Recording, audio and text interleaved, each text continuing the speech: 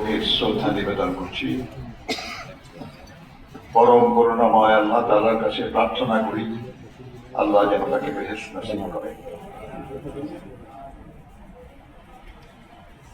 আজকের দিনে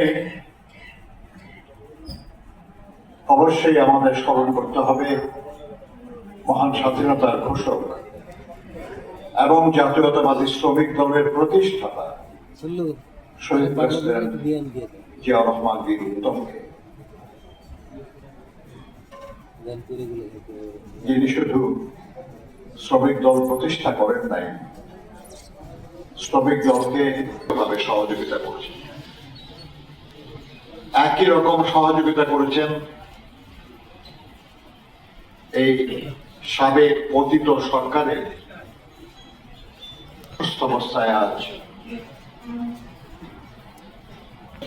আন্দোলন সংগ্রামে নেতৃত্ব দিচ্ছেন সক্রিয়ভাবে সেই তারেক রহমান সাহেবের প্রতি আমি শ্রদ্ধা জানাই, কারণ তিনি শ্রমিক দলকে পুনরায় জাগ্রত হওয়ার প্রশ্নে শুধু উদ্যোক্ত উদ্দীপ্ত করেন না। আপনারা সবাই শুনেছেন যে শহীদ রাষ্ট্রপতি জিয়াউর রহমান বীর উত্তম নিজেকে শ্রমিক বলে পরিচয় দিয়েছিলেন এবং বলেছিলেন যে এই পরিচয়ে আমি গর্বিত। একজন রাষ্ট্রপতি, এত জনপ্রিয় একজন মানুষ, সেনাবাহিনীর প্রধান, তিনি নিজেকে শ্রমিক বলে পরিচয় দিয়ে গর্ববোধ করেন, তাহলে আমরা যারা শ্রমিক আমরা তো তাহলে গর্বের পাত্র। আসলে তো তাই, আমরাই তো সেই মানুষরা যারা কঠোর পরিশ্রম করে হালাল উপার্জন করে জীবিকা নির্বাহ করে। শ্রমিকরা শোষিত হয়, শ্রমিকরা নিপীড়িত হয়, নিপীড়ন করে না। শ্রমিকরা বঞ্চিত হয়, অন্য কাউকে বঞ্চিত করে না। এই যে শ্রেণীর মানুষ, এই মানুষগুলিকে সেজন্য আমরা প্রিয় মানুষ বলা হয়। বন্ধুরা, আমি আমার বক্তব্যের প্রথমে বলেছি যে আমার শ্রদ্ধেয় বন্ধু মরহুম ইস্কান্দার, তিনি তো বিএনপির করি, তারও আগে তিনি শ্রমিক নেতা ছিলেন।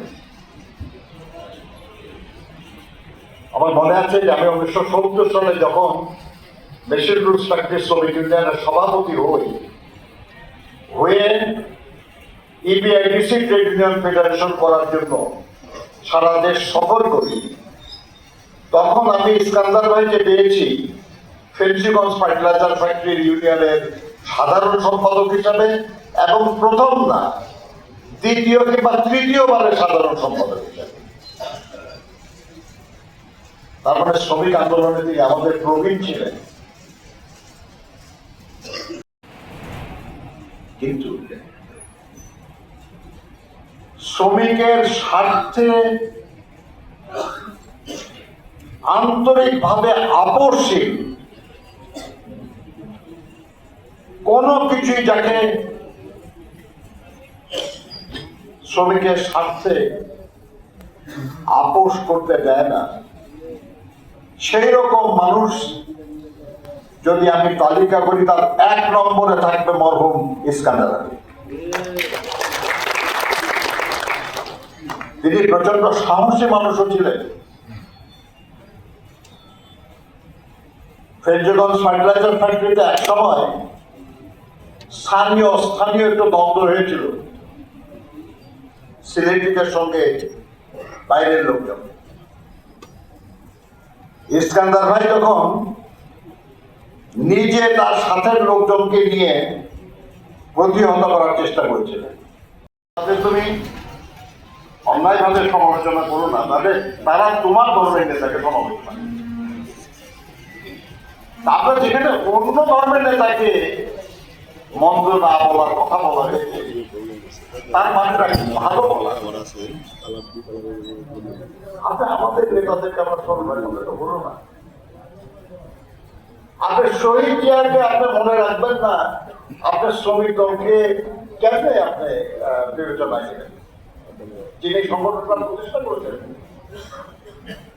এটাকে সমৃদ্ধ করেছেন যে দেশনেত্রী বেগম খালেদা জিয়া, তাকে স্মরণে রাখবেন না, তাহলে আপনার এই সংগঠনের প্রতি আপনার যে আবেগ, এই আবেগ তো এটা ভুল আবেগ।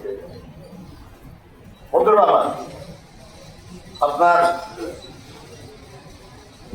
আমরা জানি যে নানান সমস্যা গেছে, নানান প্রবলেম গেছে। এই জাতীয়তাবাদী শ্রমিক দল ইতিহাসে সরকার প্রধানরা খুন হয়েছে, জেলে গেছে, কিন্তু পাড়ায় গেছে এরকম বাজে দৃষ্টান্ত নাই। এইবার এবং এর মধ্যে দিয়ে একটা পরিবর্তন আমাদের আসছে। আমরা দীর্ঘ 16 বছর ধরে এই সরকারের পতনের জন্য লড়াই করছিলাম। আমরা গত 10 বছর ধরে আমরা এক দফার কথা বলছিলাম,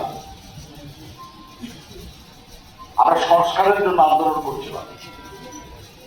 সেটা জুলাই আগস্ট মাসে বৈষম্য বিরোধী ছাত্র আন্দোলন এবং অন্যান্য রাজনৈতিক দল সবাই মিলে এদেশের জনগণের একটা সম্মিলিত আন্দোলনের মাধ্যমে আমরা বিজয় লাভ করেছি।